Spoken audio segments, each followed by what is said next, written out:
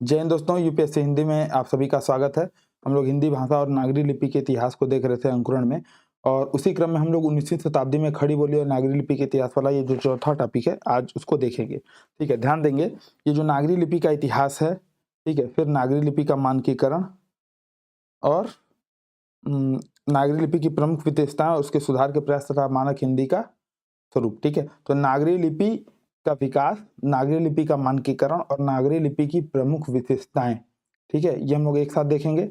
ठीक, फिर ऐसे ही मानक हिंदी, संपर्क भाषा के रूप में हिंदी और हिंदी का वैज्ञानिक और तकनीकी विकास, ये एक साथ देखेंगे।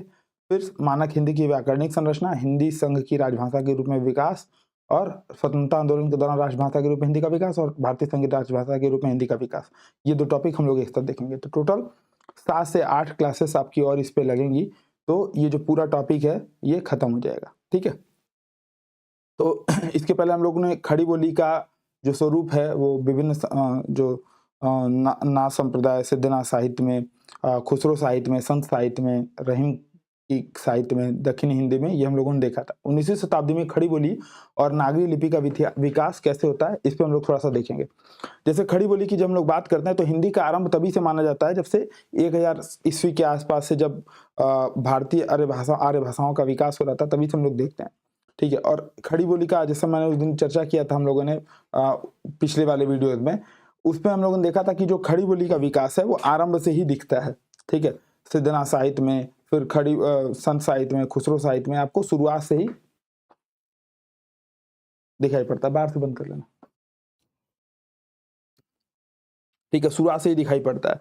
लेकिन होता क्या है कि अचानक से 15वीं शताब्दी के बाद इस जो खड़ी बोली है इसका प्रयोग बहुत सीमित मात्रा में दिखता है, और ब्रज भाषा और अवधि का उस समय आप देखेंगे भक्ति काल में अपने चरम पे हो जाती हैं, है ना। फिर अवधि धीरे धीरे खत्म होती है और ब्रज भाषा बनी रहती है। फिर अचानक से आप देखेंगे कि खड़ी बोली 19वीं शताब्दी में अचानक से उठती है और पूरे हिंदी प्रदेश पर छा जाती है। ठीक है, यानी कि ये जो भाषिक विकास हुआ खड़ी बोली का हिंदी के रूप में, ये कैसे होता है इसको हम लोग समझते हैं। ठीक है, इसमें जो प्रश्न है वो प्रश्न इसी टाइप से पूछे गए। टिप्पणी कीजिए, 19वीं शताब्दी में खड़ी बोली की स्थिति 2017 में यूपीएससी ने पूछा था। 19वीं शताब्दी में खड़ी बोली की प्रतिष्ठा के प्रमुख कारण क्या थे, स्पष्ट कीजिए, ये था। और 19वीं शताब्दी में खड़ी बोली के विकास पर प्रकाश डालिए। ये 3 टाइप के प्रश्न इसमें पूछे थे। ठीक है, तो खड़ी बोली की स्थिति 19वीं शताब्दी में क्या थी, ये चीजें आपको बतानी है। तो इसमें जो खड़ी बोली के विकास पर प्रकाश डालिए, बस स्थिति के तौर पे बता देनी है। तो बेसिकली 2 टाइप के इसमें प्रश्न बनते हैं, और इसी में आपको अन्य सब क्वेश्चन बनेंगे, मैं वहां पे हिंट करते जाऊंगा। ठीक है, जैसे अगर हम बात करें 19वीं शताब्दी में खड़ी बोली की प्रतिष्ठा के क्या कारण थे। ठीक है, जैसे ब्रज भाषा का युग समाप्त हो रहा था, काव्य में इसका प्रयोग चल रहा था, परंतु कोई एक तरह से उसमें जान नहीं रह गई थी। ठीक है, जितने भी कवि थे वो सारे ब्रज मंडल के बाहर के कवि थे, है ना। और सबसे बड़ी बात क्या थी कि जो ब्रज भाषा की अभिव्यक्ति क्षेत्र था वो अत्यंत सीमित और संकुचित था। श्रृंगार ही श्रृंगार आप भरे पड़े उसमें, भक्ति काल से लेकर के रीति काल तक। तो इस वजह से आदमी जो है पक गया था। ठीक है, और जो कोमल मधुर भाव था, इसके अलावा जो सामाजिक सांस्कृतिक जो राजनीतिक समस्याएं थी उनको खड़ी बोली मतलब ब्रज भाषा नहीं टैकल कर पा रही थी, है ना। यानी कि उसकी अभिव्यक्ति की जो परंपरा है वो ब्रज भाषा में नहीं थी, केवल श्रृंगार वात्सल्य, श्रृंगार प्रेम, यही सब रह गया था, है ना। इन सब कारणों की वजह से धीरे धीरे ब्रज भाषा का पतन होता है। और अब हम निम्नलिखित टॉपिक्स में देख लेंगे कि कैसे खड़ी बोली 19वीं शताब्दी में विकसित होती है। ठीक है, जैसे पहला टॉपिक है आधुनिकता के प्रभाव में विवेकशील मानसिकता के कारण वैज्ञानिकता पे जोर। ठीक है, ये पहला टॉपिक है कि आधुनिकता, जब खड़ी बोली का विकास होता है तो 19वीं शताब्दी में आधुनिकता की जो प्रवृत्ति होती है। ठीक है, ये सबसे बड़ी बात क्या है कि जब भी हम लोग आधुनिक अपने आप को बोलते हैं, ठीक है, तो न केवल तौर तरीकों को बदलने से, बल्कि मानसिकता के साथ साथ जो दृष्टिकोण है, जो जैसे वैज्ञानिकता पे जोर देना, यथार्थवादी चित्रण करना, जैसे इसके पहले जितना भी सब कुछ था बनावटी था, है ना। बनावटी का मतलब अलंकरण पे जोर था, श्रृंगारिकता पे जोर थी। ब्रज भाषा जो ब्रज भाषा में जो लोग रीतिकाल में काव्य रचना कर रहे थे वो अपने राजाओं की प्रशंसा के लिए कर रहे थे। उनको उसी में कुछ उनको जो बोलना था बोल दे रहे थे, नीति वगैरह नहीं, तो बाकी उनका मेन लक्ष्य क्या था, राजा की प्रशंसा करना। ऐसे ही भक्ति काल में भक्ति पूरी मतलब मुख्य लक्ष्य भक्ति था। अन्य जो कवि थे संत पहले थे, कवि बाद में थे, ठीक है।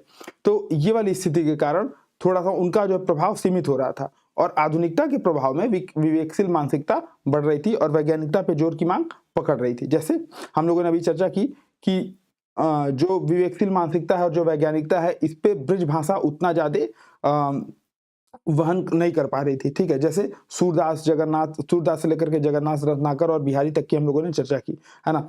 इसके अलावा जो अवधि था, अवधि तुलसीदास जी ने अवधि को इतना ज्यादा नीति परक और इतना ज्यादा जो है मर्यादा वाली भाषा के तौर पे स्थापित कर दिया था। बेसिकली लोक मंगल से इतना ज्यादा जोड़ दिया था कि उसमें अन्य जो कवि थे वो अपने आप को मतलब जो आधुनिक अभिव्यक्ति है वो नहीं कर पा रहे थे, उसमें करने में सक्षम नहीं थे, ठीक है। तो लोक मंगल की भावना बन जाना, ठीक है। इसको बता सकते हैं इस पॉइंट में कि अवधि लोक मंगल से जुड़ाव, ठीक है, लोक मंगल से जुड़ाव,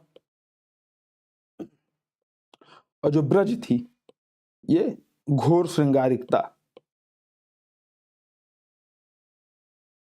घोर श्रृंगारिकता, ठीक है। तो अवधि का लोक मंगल से जुड़ाव और ब्रज की घोर श्रृंगारिकता के कारण जो आधुनिकता है, आधुनिकता के जो प्रभाव में विवेकशील मानसिकता के कारण जो वैज्ञानिकता की मांग थी वो कहीं न कहीं ये दोनों भाषाएं जो कि खड़ी बोली के स्थान पे विकसित होने के उत्तराधिकारी थी, नहीं हो पाती हैं और खड़ी बोली इसमें बाजी मार करके ले जाती है, ठीक है। ध्यान देंगे हम जब बात करते हैं कि अवधि का लोक मंगल से जुड़ाव, ठीक है, तो ऐसा नहीं था कि अवधि अचानक से लोक मंगल बन गई थी। इसके पहले आप देखेंगे कि सूफी प्रेम आख्यानक धारा में जो जायसी थे, उसके पहले कुतुबन थे, ठीक है, तमाम हम लोगों ने चर्चाएं की थी, वो सारे प्रेम और रहस्यवादी का भी उसमें लिख रहे थे। लेकिन तुलसीदास जी ने उनमें रामचरितमानस लिख करके, ठीक है, उसको लोक मंगल से जोड़ दिया और तब से जो अवधि है, अवधि में प्रेम की उक्तियां तक अनैतिक लगने लगी थी, ठीक है। तो जो आधुनिकता है जिसमें प्रेम को आपको व्यक्त करना है, छायावादी जैसा काव्य, वो आप अवधि में कैसे लिखेंगे,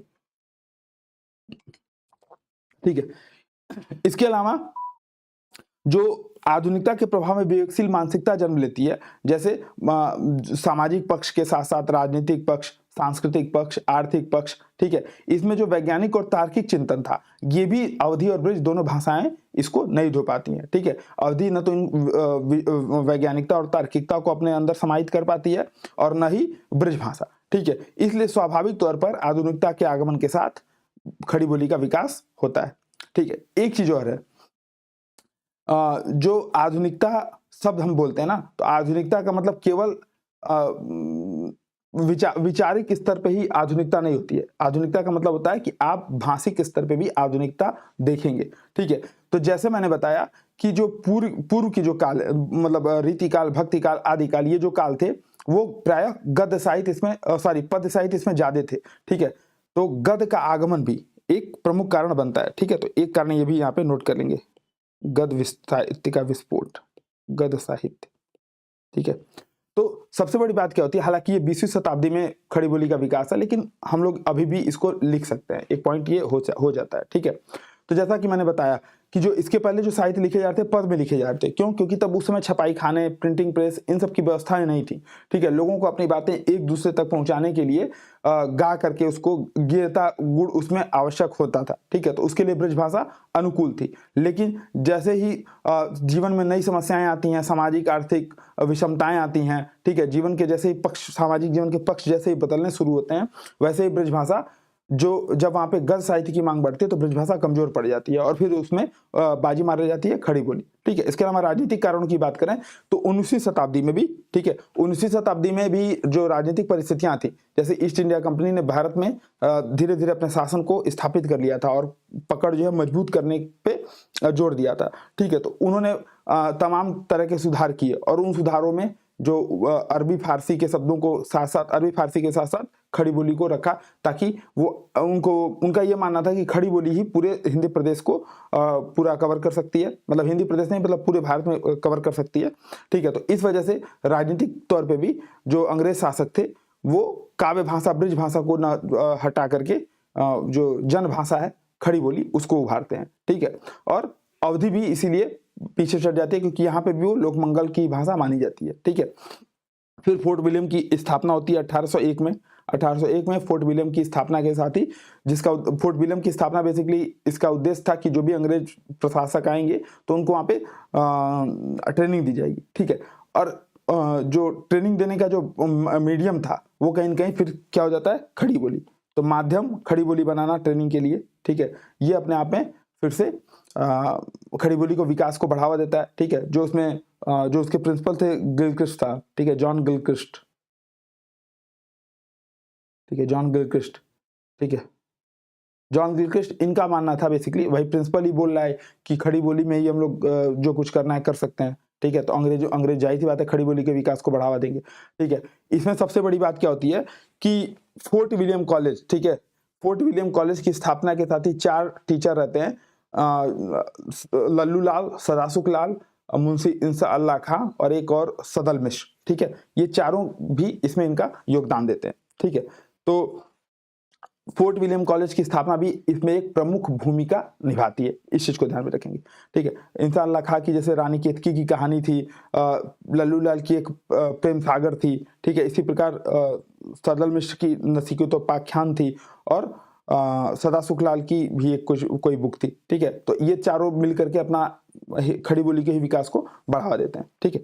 अब बात करूंगा धर्म प्रचार की, ठीक है। जो ईसाई मिशनरियां थी बेसिकली वो भारत में आती हैं धर्म प्रचार के लिए। हालांकि अकबर के पहले भी धर्म प्रचार के लिए ईसाई मिशनरियां आने लगती हैं, लेकिन जब ये 19वीं शताब्दी के पूर्वार्ध में जब ईसाई मिशनरियां आती हैं तो उनका ये मानना रहता है कि खड़ी बोली ही ऐसे क्योंकि अंग्रेज शासक वर्ग जो था उनसे खड़ी बोली को प्रामाणिकता मिल गई थी, ठीक है। तो खड़ी बोली के विकास में इसलिए ईसाई मिशनरियां जो है प्रमुख भूमिका निभाती हैं। तो धर्म प्रचार या ईसाई मिशनरियां, ठीक है, ईसाई मिशनरियां, ईसाई मिशनरियां ये क्या हो जाता है, यूरोप से आती हैं, ठीक है। और आरंभ में ही वो महसूस कर लेती हैं कि फारसी प्रधान हिंदी जो है वो भारत में सर्वाधिक प्रचलित होगी, ठीक है। लेकिन जल्दी उनका ये भ्रम टूट जाता है, उनको लगता है कि नहीं फारसी से काम नहीं चलेगा, हमको फिर से किस पे जाना पड़ेगा, अगर ईसाई धर्म को फैलाना है, प्रोपगेट करना है तो हमको जाना पड़ेगा खड़ी बोली पे, ठीक है। तो फिर वो धड़ाक से खड़ी बोली पे आती हैं, है ना। तो ईसाई मिशनरियों का भी योगदान रहता है इसमें, ठीक। जैसे इसमें क्या करते हैं कि बेसिकली बाइबल का खड़ी बोली में रूपांतरण कराते हैं, ठीक है, खड़ी बोली में बाइबल का रूपांतरण कराते हैं। अच्छा, एक प्रश्न इसमें जैसे ऐसा आ सकता है कि 19वीं शताब्दी में हिंदी की प्रतिष्ठा के कारण या हिंदी कैसे बढ़ी, ठीक है। तो उसमें भी खड़ी बोली के स्थान पे हिंदी शब्द का प्रयोग कर लेंगे, ठीक है। अच्छा, जैसे ही समाज सुधार जैसे ही ईसाई मिशनरियां अपना प्रोपेगेंडा फैलाना शुरू करती हैं, वैसे ही ईसाई मिशनरियों के प्रचार प्रसार की एक स्वाभाविक प्रतिक्रिया होती है समाज सुधार आंदोलन के रूप में, ठीक है। और कई भारतीय बुद्धिजीवी जैसे अपने ये डॉक्टर राजा राम मोहन राय, ठीक है, और अन्य इनके साथ जो भी आर्य समाजी थे वो सारे कई मिल करके, ठीक है, टैगोर के पिताजी थे, ठीक है, ये लोग मिल करके क्या करते हैं, भारतीय बुद्धिजीवी वर्ग भी सामने आगे आता है और समाज सुधार के लिए प्रयास करता है। तो समाज सुधारकों में के द्वारा भी खड़ी बोली को ही माध्यम बनाया जाता है, ठीक है, जिसमें दयाराम सरस्वती, आर्य समाजी वाले, है ना, ब्रह्म समाज वाले राजा राम मोहन राय, ठीक है, ये लोग करते हैं काम, ठीक है। इसके अलावा प्रेस का आगमन, ठीक है, प्रेस का विकास अपने आप में एक प्रमुख भूमिका निभाता है, ठीक है। जैसे 19वीं शताब्दी के पूर्व में छपाई खाना भारत में 16वीं शताब्दी में ही खुल गया था, लेकिन अचानक से प्रेस का विस्फोट होता है 19वीं शताब्दी में, ठीक है। और हिंदी का पहला साप्ताहिक निकलता है उद्दंड मार्तंड, ठीक है, उद्दंड मार्तंड निकलता है 1826 में, ठीक है, 1826 में उद्दंड मार्तंड, ठीक है। हालांकि जुगल किशोर करके थे, मुझे जहां तक नाम याद आ रहा है, ठीक है। तो उद्दंड मार्तंड निकालते हैं जुगल किशोर, मैंने कानपुर पढ़ा था लेकिन कोलकाता से शायद निकालते हैं, ठीक है, कोलकाता या कानपुर से, क्योंकि क से कानपुर ऐसे कुछ याद किया था मैंने, ठीक है। तो ये हिंदी का पहला समाचार पत्र था 1826 में। इसके बाद से ये सुधा दर्पण और क्या बोलते हैं बुद्धि प्रकाश, ठीक है, कवि वचन सुधा, बाला बोधिनी पत्रिका, ये तमाम पत्रिकाएं यहाँ से इसके बाद से निकलनी शुरू हो जाती हैं। फिर भारतेंदु हरिश्चंद्र सामने आते हैं, ठीक है, फिर हिंदी प्रदीप ये प्रताप नारायण मिश्र ब्राह्मण पत्रिका निकालते हैं, एक कादम्बिनी निकालते हैं, क्या नाम है, चौधरी बद्री नारायण प्रेमगन। तो प्रेस का आगमन भी इसमें एक भूमिका निभाता है। ठीक है, गद्य साहित्य, जैसा कि मैंने बताया कि इसके पूर्व का जो साहित्य था वो लगभग 99.99% जो साहित्य था वो पद में लिखा जा रहा था। अचानक से गद्य साहित्य का विस्फोट होता है, जिसको भी खड़ी बोली ही वहन करती है, ब्रजभाषा और अवधी वहन नहीं कर पाती हैं। ठीक है, तो जो अवधि की सीमाएं थी, जो ब्रिज की सीमाएं थी, वो आप इसमें प्रयोग करते हुए गद्य साहित्य को भी बता सकते हैं कि गद्य साहित्य को भी आगे बढ़ाता है कौन, खड़ी बोली। ठीक है,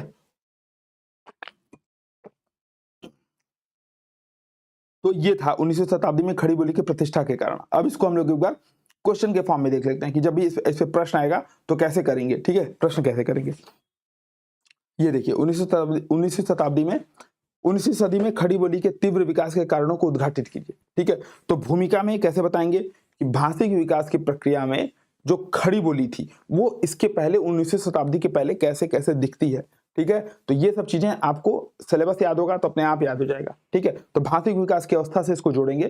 क्या बताएंगे कि भाषिक विकास का अध्ययन करने पर या भाषिक विकास की अवस्था देखने पर पता चलता है कि खड़ी बोली का आरंभिक स्वरूप पुरानी हिंदी के बाद से विभिन्न साहित्य था, जो भी याद हो, सिद्धनाथ साहित्य, खुसरो साहित्य, रहीम साहित्य, रीतिकालीन काव्य, दक्षिणी हिंदी आदि में दिखता है। ठीक है, तथापि ये प्रयोग सीमित ही थे क्योंकि उत्तर भारत में अवधी और ब्रिज भाषा के प्रसार के कारण दक्षिणी को छोड़कर के कोई अन्य क्रम जो है अनवरत नहीं मिलता। दक्षिणी में जो खड़ी बोली मिलती है वो जब से मिलनी शुरू होती है 15वीं-16वीं शताब्दी में आदिलशाही राजवंश के बाद लगातार मिलती है। ठीक है, लेकिन अचानक से खड़ी बोली अवधि और ब्रिज को पीछे छोड़ करके कैसे केंद्र में आ जाती है, फिर उसके कारण को बताएंगे। ठीक है, तो फिर ऐसे पॉइंट दर पॉइंट लिखते हैं। जैसे एक लोग प्रश्न किए थे कि सर हिंदी साहित्य में कैसे पॉइंट टू पॉइंट उत्तर लिखेंगे। ठीक है, तो ऐसे ही लिखेंगे। देखिए पहला पॉइंट बता दिया, आधुनिकता का आगमन। ठीक है, जैसे 19वीं शताब्दी के आरंभ में भारत में तीव्रता से आधुनिकता की जो प्रवृत्तियां थी वो बढ़ रही थी। ठीक है, एक तो अंग्रेजों के शासन का प्रभाव था, दूसरे भारतीय जो है वो पहले की तुलना में ज्यादा विदेश यात्राएं कर रहे थे, तो वहां जा रहे थे तो वहां के नए रंग ढंग सीख रहे थे। ठीक है, इसके अलावा सामाजिक धार्मिक जो आंदोलन थे, आर्थिक परिवर्तन थे, जो आधुनिकता हेतु जो जीवन के सभी पक्षों में वैज्ञानिकता और तार्किकता भरा जो चिंतन था वो ब्रिज और अवधि की सीमाएं बन जाती हैं। ठीक है, जैसे अवधि में थोड़ा सा संक्षेप में बताइए कि अवधि जो है तुलसी साहित्य के लोकमंगल की साधना अवस्था से गहरा जुड़ाव के कारण नवीन सामाजिक दायित्वों को वर्णन में अनैतिक लगने लगती है। वहीं ब्रिज भाषा जो है वो मध्यकालीन प्रवृत्तियां उसको ऐसा धारण करती हैं, इसमें आप बता सकते हैं मध्यकालीन प्रवृत्तियों में क्या, श्रृंगारिकता, मध्यकालीन श्रृंगारिकता, घोर श्रृंगारिकता के कारण ऐसे होती हैं कि वो इन विषयों को धारण नहीं कर पाती है, नई तार्किक दृष्टिकोण धारण कर पाती है। ठीक है, तो इस वजह से ये नहीं बढ़ती है, कौन बढ़ता है आगे, खड़ी बोली। ठीक, फिर अगला बता सकते हैं गद्य साहित्य का केंद्र में आ जाना।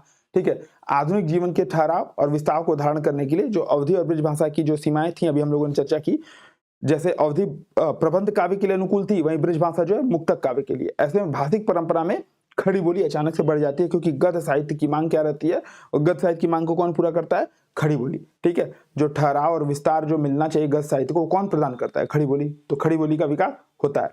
फिर राजनीतिक रूप से बता सकते हैं कि मुगलों की शासन की समाप्ति, कंपनी के शासन और अंग्रेजी शासन के स्थायित्व ने खड़ी बोली को बढ़ावा दिया। ठीक है, जैसे फोर्ट विलियम कॉलेज की स्थापना, जैसे उसके प्रधानाचार्य की हम लोगों ने चर्चा की, डॉक्टर गिलक्रिस्ट की मान्यता थी कि खड़ी बोली संपूर्ण भारत में समझी जाती है और प्रशासकों को, जो भारत में प्रशासक आएंगे उनके लिए कौन सी भाषा पढ़ाई जाए, तो खड़ी बोली ही पढ़ाई जाए। ठीक है, इसके पहले कौन सा मान रहे थे वो, फारसी निष्ठ, फारसी मतलब फारसी था मुगलों के समय में। ठीक है, फिर ईसाई मिशनरियों वाला, ईसाई मिशनरियों ने मतांतरण हेतु खड़ी बोली को उपयुक्त समझा। ठीक है, क्योंकि फारसी प्रधान हिंदी का दायरा क्या था, सीमित था, उसको केवल वही लोग समझ सकते थे जो राजकाज की भाषा समझते थे। ठीक है, इसलिए उन्होंने भी खड़ी बोली में हिंदी अनुवाद किया और बाइबिल को निःशुल्क वितरण कराया। ठीक है, अब इसके प्रतिक्रिया के तौर पे समाज सुधार आंदोलन हुए और इसमें समाज सुधार आंदोलन में कुछ कुछ की चर्चा कर लीजिए, जैसे राजा राम मोहन राय की चर्चा कर लीजिए, राम मोहन राय। ठीक है, दयानंद सरस्वती, श्रद्धाराम फिलौरी। ठीक है, दयानंद। ठीक है, इनकी चर्चा कर सकते हैं थोड़ी सी। इसकी वजह से भी क्या हुआ, खड़ी बोली का प्रसार हुआ, है ना। फिर छपाई खाना और प्रेस के विस्तार। ठीक है, छपाई खाना, प्रिंटिंग प्रेस और प्रेस के विस्तार के कारण 19वीं शताब्दी में फिर खड़ी बोली को भाषा का पर्याय बना दिया। ठीक है, जैसे देवनागरी लिपि में कुछ टाइप फॉन्ट विकसित हुए, देवनागरी लिपि का मानकीकरण शुरू हुआ। ठीक है, मानकीकरण के आरंभिक प्रयास हुए। ठीक है, तो ये लिख सकते हैं, मानकीकरण के आरंभिक प्रयास। ठीक है, हालांकि मानकीकरण के आरंभिक प्रयास जो है आपके आराम से 19वीं शताब्दी नहीं, 20वीं शताब्दी के मध्य के बाद माना जाता है, ठीक है। नहीं, 20वीं शताब्दी नहीं, 19वीं शताब्दी के अंत में ही, ठीक है। लगभग 1890 के बाद से, ठीक है, 1890-95 के बाद से धीरे धीरे मानकीकरण के प्रयास शुरू होते हैं, ठीक है। तो 19वीं शताब्दी के उत्तरार्ध में ही मानकीकरण के आरंभिक प्रयास होते हैं, है ना। खड़ी बोली में आरंभिक मानकीकरण यहाँ पे हो चुका था। तो ऐसे में क्या होता है, संप्रेषण की संभावनाओं ने खड़ी बोली को विकास बढ़ा दिया, ठीक है। देखिए, कोई भी कारण देखिए, छपाई खाने का विस्तार क्यों हुआ, प्रेस का विस्तार क्यों हुआ, ईसाई मिशनरियों ने बाइबिल का हिंदी अनुवाद क्यों कराया, संप्रेषण, ठीक है। अपनी भाषा को उन्होंने देखा कि फारसी नहीं बढ़ सकती है, तो उन्होंने किसको बढ़ाया, खड़ी बोली को बढ़ाया, ठीक है। फिर राजनीतिक रूप से भी क्या चीज मायने रखती है, संप्रेषण। ब्रिज और अवधि अपनी संप्रेषण क्षमता को क्या की थी, खो चुकी थी, ठीक है। तो ऐसे में खड़ी बोली का विकास होता है, ठीक है। तो फिर कंक्लूजन क्या लिखेंगे, संप्रेषण की संभावनाओं ने खड़ी बोली को बढ़ा दिया। समग्रता खड़ी बोली का विकास कई परिवर्तनों का परिणाम थी। ऐसा नहीं था कि खड़ी बोली अचानक से उठी और 19वीं शताब्दी में छा गई, ठीक है। क्रमिक रूप से आप बता सकते हैं 1000 ईस्वी के बाद से ही, या 1300 ईस्वी के बाद से आप मान सकते हैं, 1300 ईस्वी के बाद से ही खड़ी बोली क्रमिक रूप से कई परिवर्तनों के परिणाम के रूप में विकसित होती है, जिसका जो उसकी भाषिक क्षमता है और उसका खुद का व्यक्तित्व है, उसने जो है इसको और बढ़ाने में योगदान दिया, ठीक है। जैसे चलन में एक तरफ 19वीं सदी में कुछ आरंभिक प्रयास दिखते हैं और खड़ी बोली अचानक से महत्वपूर्ण होकर के हिंदी प्रदेश पर छा जाती है, हिंदी प्रदेश की भाषा बन जाती है। तो इसको आप निष्कर्ष में भी बता सकते हैं, ठीक है। तो निष्कर्ष, ठीक, तो कोई भी इसमें दिक्कत नहीं होना चाहिए, ठीक है। ऐसे जब भी प्रश्न आएंगे तो इन प्रश्नों में आपको कोई भी दिक्कत नहीं होनी चाहिए, ठीक है। अब एक प्रश्न और बचता है, जो था ये कि 19वीं शताब्दी में खड़ी बोली के विकास पर प्रकाश डालिए, ठीक है। तो 19वीं शताब्दी में जब भी आप खड़ी बोली के विकास पे प्रश्न जब भी लिखेंगे तो ध्यान देंगे कि भूमिका में आप वही डाल सकते हैं कि 19वीं शताब्दी में खड़ी बोली का विकास भले हुआ लेकिन अचानक से नहीं हुआ, ठीक है। इसके पूर्व में संत साहित्य, खुसरो साहित्य, रहीम साहित्य, इन सब में भी खड़ी बोली के आरंभिक विकास दिखते हैं। अब जब हम बात करेंगे 19वीं शताब्दी में खड़ी बोली का साहित्यिक भाषा के रूप में विकास, ठीक है, यहीं पे करा देता हूं।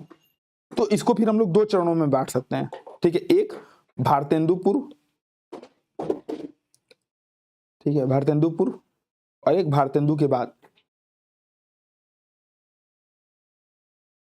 ठीक है। भारतेंदु पूर्व और भारतेंदु के बाद। तो 19वीं शताब्दी में खड़ी बोली के विकास में जब लिखना रहेगा, ठीक है, ये ध्यान देंगे, प्रश्न है 19वीं शताब्दी में खड़ी बोली के विकास। अगर प्रश्न आ जाए कि खड़ी बोली के विकास पर प्रकाश डालिए या खड़ी बोली का विकास क्रम बताइए, तब आप इसमें भारतेंदु युग के बाद 20वीं शताब्दी में भी खड़ी बोली के विकास को जरूर लिखेंगे, ठीक है। तो 19वीं शताब्दी में अगर खड़ी बोली का साहित्यिक स्वरूप देखें या खड़ी बोली के विकास पे अगर नजर डालें तो ऐसा नहीं था, मैंने अभी चर्चा की, ये एक लगातार चलने वाली प्रक्रिया थी, ठीक है। और जो भाषिक परंपरा है वो भारतेंदु युग के पूर्व, क्योंकि भारतेंदु युग से ही आधुनिकता का आगमन देखा जाता है, ठीक है। लेकिन 19वीं शताब्दी में जैसे भारतेंदु युग का आगमन 1850 के बाद से माना जाता है, ठीक है। लेकिन 1850 के पूर्व भी खड़ी बोली का एक विकास क्रम दिखता है, जैसा कि हम लोगों ने बताया था, अभी चर्चा की थी, ठीक है। जैसे भारतेंदु युग के पूर्व की बात करें तो फोर्ट विलियम कॉलेज की स्थापना आप डाल सकते हैं, ठीक है।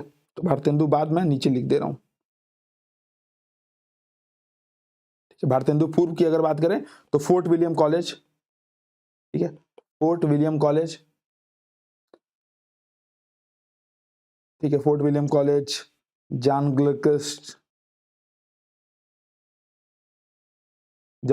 की चर्चा कीजिएगा, जैसा भी हम लोगों ने चर्चा की। कंटेंट वही रहेगा, बस चेंज हो जाएगा, कुछ फॉर्मेट चेंज हो जाएंगे, ठीक है। जॉन गिलक्रिस्ट की चर्चा कर लीजिएगा। इनके जो चार जो वो थे, क्या बोलते हैं, चार प्राध्यापक थे, ठीक है। कौन कौन, रानी केतकी की कहानी वाले, ठीक है, इंशाअल्लाह खां, ठीक है। ये हम लोग हाई स्कूल में याद किए होते, हाई स्कूल में हिंदी साहित्य में, मतलब हिंदी हम लोग का सब्जेक्ट था और हिंदी में ये सब चीजें थी, ठीक है। इंशाअल्लाह खां थे, लल्लू लाल थे,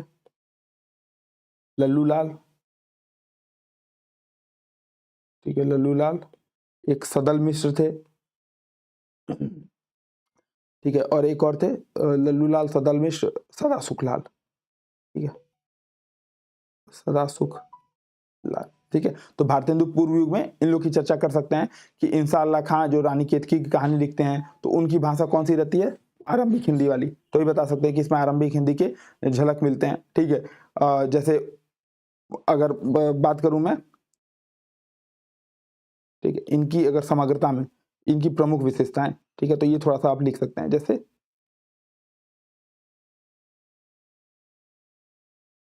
क्या क्या लिख सकते हैं, समग्रता में इनकी जो रचनाएं थी वो खड़ी बोली के आरंभिक आधुनिक प्रयास थे। ठीक है, आरंभिक आरंभिक प्रयास तो आपको पहले दिखेंगे, लेकिन ये आधुनिक आरंभिक प्रयास थे। ठीक है, आरंभिक आधुनिक प्रयास थे। ठीक है, प्रयास थे। ठीक, फिर थोड़ा सा बता सकते हैं कि लोकोक्तियां, मुहावरे, देशज भाषा आदि दिखता है। ठीक है, यहाँ पे दिखता है। दूसरा क्या है,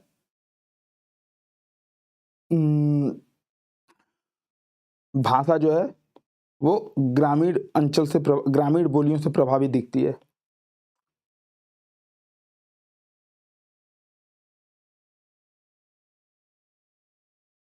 प्रभावित दिखती है। ठीक है, चूंकि सरकार में थे, मतलब सरकार में थे का मतलब ये चारों सरकारी अध्यापक थे।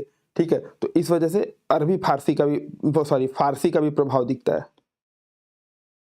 फारसी का प्रभाव भी दिखता है, प्रभाव भी दिखता है। ठीक है, ये चीजें आप वहां पे बता सकते हैं। भारतेंदु पूर्व युग में, अगर भारतेंदु युग की बात करें तो भारतेंदु युग में फिर दो शैलियों का विकास होता है। ठीक है, कौन कौन से, एक शिव प्रसाद सितारे हिंद, शिव प्रसाद सितारे हिंद, सितार ए हिंद। ठीक है, और एक राजा लक्ष्मण प्रसाद।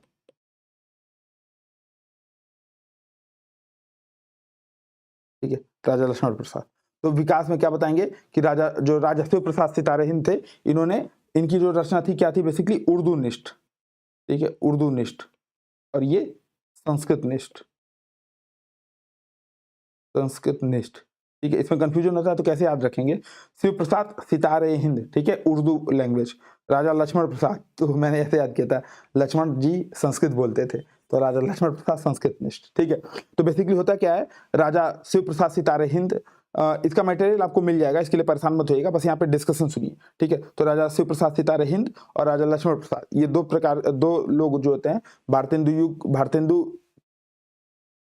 पूर्व और भारतेंदु युग। ठीक है, भारतेंदु युग होगा, भारतेंदु बाद नहीं होगा भाई, भारतेंदु युग। ठीक है, भारतेंदु युग। तो भारतेंदु युग में शिव प्रसाद सितारे हिंद बोलते हैं कि भाई उर्दूनिष्ठ भाषा लिखनी है। जैसे उन्होंने राजा भोज का सपना, एक तिमिरनाशक लिखी थी, इतिहास तिमिरनाशक, भूगोल हस्तामलक लिखी थी। ठीक है, इनकी जो भाषाएं थी अरबी फारसी के शब्द, शुरू में ये कम अरबी फारसी शब्द का प्रयोग करते थे, लेकिन बाद में वही खुन्नस खा गए थे राजा लक्ष्मण प्रसाद से। राजा लक्ष्मण प्रसाद बोलते थे कि नहीं, आप शुद्ध संस्कृतनिष्ठ हिंदी बोलिए। ठीक है, ये हिंदी नहीं है, बेसिकली उर्दू है। ठीक है, बाद में उर्दू और रेखताओं पे भी विवाद हुआ कि उर्दू है कि रेखता है, क्या है। ठीक है, तो इनका मानना था कि नहीं, ये उर्दू भाषा है। और राजा शिव प्रसाद सितारे हिंद शुरू में कम अरबी फारसी शब्दों का प्रयोग करते थे, लेकिन बाद में जब राजा लक्ष्मण प्रसाद से इनका विवाद हुआ तो उसमें वो जानबूझ करके अच्छे खासे, ठीक है, जैसे इनकी एक बुक थी मानव धर्मसार। ठीक है, मानव धर्मसार। ठीक है, मानव धर्मसार में ये राजा शिव प्रसाद सितारे हिंद की बुक थी। तो ये आराम से, मतलब अच्छे खासे मात्रा में संस्कृत में शब्दों का प्रयोग करते हैं, लेकिन वही जब विवाद होता है, ठीक है, तो बेसिकली विवाद भी होता है, और एक बाद में ये 1860 में अधिकारी भी बन जाते हैं। ठीक है, शिक्षा विभाग में अधिकारी बन जाते हैं। तो मैंने जैसा बताया था कि शुरू में उर्दू थोड़ा सा फारसी हावी रहता है, तो इनकी जो भाषा है वो उर्दू वाली हो जाती है। ठीक है, उर्दू वाली हो जाती है ना। बाद में जो हम देखेंगे कि इनकी जो शैली है, शिव प्रसाद सितारे हिंद की जो शैली है, फिर वो उपेंद्रनाथ अश्क, ठीक है, हमारे ये जो प्रेमचंद, ठीक है, प्रेमचंद की जो भाषा है हिंदुस्तानी, ठीक है, उपेंद्रनाथ अश्क हैं, ठीक है, यशपाल हैं, ठीक है, इन लोग की जो भाषा है, फिर वही शिव प्रसाद सितारे हिंद वाली ही भाषा आती है, जो कुछ हद तक उर्दूपन ली होती है। ठीक है, वहीं जो राजा लक्ष्मण प्रसाद थे, वो जाहिर सी बात है उनका विरोध कर रहे थे, तो उनके विरोध में उनकी भाषा कैसी थी, भाषा शैली तो संस्कृतनिष्ठ थी। ठीक है, संस्कृत निष्ठ भाषा शैली। निष्ठ भाषा शैली। और इनका मानना था कि जो उर्दू है वो मुसलमानों की बोली है ना। जैसे वो लिखते थे कि हमारे मत में हिंदी और उर्दू दो बोली है, ठीक है। हिंदी इस देश में हिंदू बोलते हैं और उर्दू जो है मुसलमान बोलते हैं, या जो फारसी पढ़े हुए हिंदू हैं उनकी बोलचाल की भाषा। बेसिकली जो अधिकारी हैं वो किसको टारगेट कर रहे थे? राजा शिव प्रसाद सितारे हिंद को टारगेट कर रहे थे कि जो अधिकारी लोग हैं वो बोलते हैं सत्ता नहीं, शासन के घमंड में बोलते हैं, ठीक है। तो राजा राजा लक्ष्मण प्रसाद सिंह, ठीक है, इन्होंने बेसिकली वही हिंदी संस्कृत निष्ठ भाषा का प्रयोग किया, ठीक है। तो 19वीं शताब्दी के उत्तरार्ध में जो खड़ी बोली का विकास है, इसमें ये आप भूमिका बता सकते हैं शुरू में, ठीक है, कि भारतेंदु युग में राजा शिव प्रसाद सितारे हिंद और राजा लक्ष्मण प्रसाद ये दो थे, ठीक है, ये दो थे। फिर इसमें अचानक से बदलाव होता है भारतेंदु हरिश्चंद्र का साहित्य लेखन में आना, ठीक है। भारतेंदु हरिश्चंद्र, हालांकि ये भी गद्य में तो मान लेते हैं, ठीक है, गद्य में तो मान लेते हैं कि खड़ी बोली, ठीक है, खड़ी बोली, लेकिन पद में क्या बोलते हैं भाई कि मैंने बहुत सारे जो है मैंने बहुत प्रयास किया कि मैं खड़ी बोली में कुछ कविताएं लिखूं, लेकिन मेरे चित्तानुसार जो कविता थी वो नहीं बनी। इससे सिद्ध होता है कि खड़ी बोली में कविताएं लिखना संभव नहीं है, ठीक है। तो 19वीं शताब्दी के उत्तरार्ध में खड़ी बोली में का जो विकास का जो सबसे महत्वपूर्ण घटनाक्रम होता है वो होता है भारतेंदु हरिश्चंद्र का, ठीक है। हरिश्चंद्र का स्वयं साहित्य इतिहास में लेखन में आना, ठीक है, साहित्य लेखन में आना, ठीक है। इसकी चर्चा आपको गौरव सर ने की थी जब साहित्य इतिहास लेखन की परंपरा पढ़ रहे थे, तो उसमें, है ना। तो भारतेंदु हरिश्चंद्र का साहित्य क्षेत्र में आगमन ये अपने आप में 19वीं शताब्दी के उत्तरार्ध में ये एक बहुत प्रमुख घटना है, ठीक है। और सबसे बड़ी बात क्या है कि ये भारतेंदु मंडल, ठीक है, थोड़ा सा भारतेंदु मंडल की चर्चा कर लेते हैं, ठीक है। मंडल, और मंडल में कौन कौन से? वही पीएन मिश्रा, प्रताप नारायण मिश्र, पीएन मिश्र, ठीक है, चौधरी प्रेमघन, बद्री नारायण प्रेमघन चौधरी साहब, ठीक है, चौधरी साहब, और ये बालकृष्ण भट्ट, ठीक है, बालकृष्ण भट्ट, ये लोग दो चार लोग थे, ठीक है। तो मतलब और दो चार लोग थे। तो इन्होंने क्या किया, धीरे धीरे जो खड़ी बोली के विकास में इन्होंने महत्वपूर्ण भूमिका निभाई। जैसे शुरुआत कर देते हैं नाटक लिखना, ठीक है, इसके साथ कहानी लिखना, ठीक है, नाटक, कहानी, निबंध, ठीक है, गद्य विधाओं का विस्तार होता है, ठीक है। इसके अलावा पत्रकारिता, ठीक है, बाला बोधनी, कवि वचन सुधा, ब्राह्मण, हिंदी प्रदीप, ठीक है। तो पत्रकारिता, तो उनकी चर्चा कर सकते हैं, सबके भी ऊपर चर्चा की थी, पत्रकारिता की चर्चा कर सकते हैं, ठीक है। तो ये सब आप बता सकते हैं, है ना, ये सब बता सकते हैं। और 1873 में अचानक से हिंदी नए चाल में ढलती है, ठीक है, हिंदी नए चाल में ढलती है, ठीक है। ये चाहे तो कोड का प्रयोग कर सकते हैं, हिंदी नए चाल में ढली, ठीक है। हरिश्चंद्र मैगजीन, जो कि भारतेंदु हरिश्चंद्र की मैगजीन थी, हरिश्चंद्र मैगजीन, उसमें उन्होंने बताया कि हिंदी नए चाल में ढली 1873 में। और ये बात, इसके बाद से जो भाषा है वो अचानक से जो आधुनिक वाली जो भाषा रह जाती है वो बन के रह जाती है।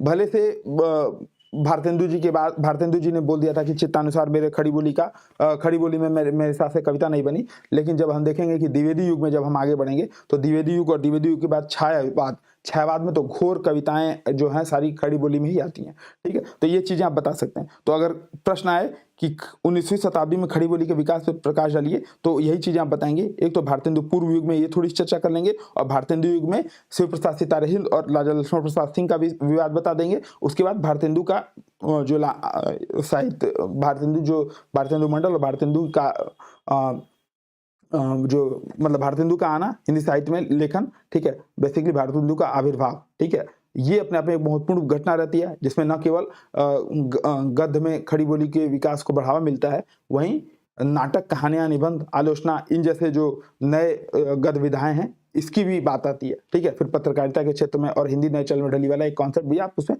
पुट कर सकते हैं। फिर बताएंगे कि यह समग्रता, ये जो भाषिक विकास की जो परंपरा शुरू हुई थी 13वीं शताब्दी के पहले, भारतेंदु युग में अचानक से वो तीव्र हो जाती है, और जो अवधी और ब्रज भाषाएं जो हैं उनकी जो सीमाएं थी उनके कारण ये पूरे भारत में छा जाती है, ठीक है। तो 19वीं शताब्दी में विकास एक यही डाल देंगे, ठीक है।